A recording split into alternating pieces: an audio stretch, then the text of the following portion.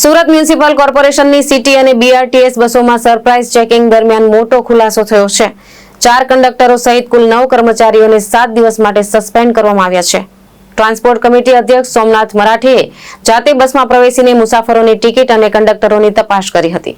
Surat મ્યુનિસિપલની city અને BRTS બસોમાં અચાનક ચેકિંગ હાથ ધરાયું હતું। તપાસ દરમિયાન કેટલાક કંડક્ટરો પાસે એજન્સીના આઈ કાર્ડ કે પોતાનું ઓળખપત્ર પણ ન હોવાનું સામે આવ્યું હતું।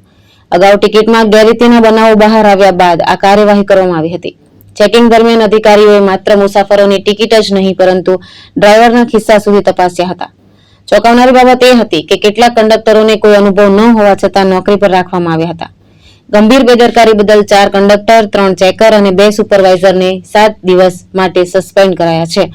આ સાથે મેનપાવર સપ્લાય કરતી આકાર એજન્સીને નોટિસ ફટકારવામાં આવી છે અને યોગ્ય ખુલાસો ન થાય તો કડક પગલાંની ચીમકી પણ આપવામાં આવી છે। નમસ્કાર, સોમનાથ મરાઠે, પરિવહન સમિતિ અધ્યક્ષ, સુરત મહાનગરપાલિકા। આજે પેસેન્જર દ્વારા અમને જે ફરિયાદ મળી હતી જે ટિકિટ બાબતની, અને પેસેન્જર દ્વારા ચેકરને પણ ફરિયાદ કરી હતી।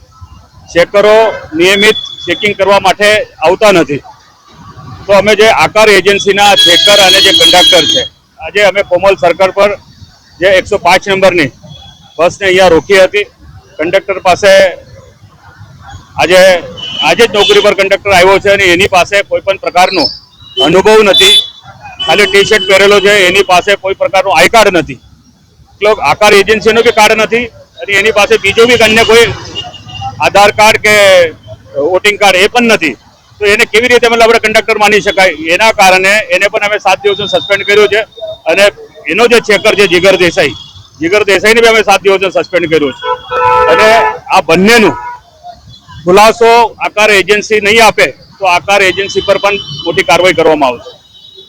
આજે અમે જે ચેકિંગમાં અમે નીકળ્યા છે, જે બસ અમે પકડી હતી એમાં કોઈ પણ પેસેન્જર ટિકિટ વગરનો મળ્યો નથી, પરંતુ કદાચ એમને મેસેજ મળી ગયો હશે એટલે કદાચ ટિકિટ આપી ચૂક્યા હશે, પરંતુ કાન ખોલીને કંડક્ટર હોય કે જે અમારી પાસે ફેર કલેક્શનની એજન્સી હશે, કાન ખોલીને સાંભળી લે, ચેકરો બી સાંભળી લે।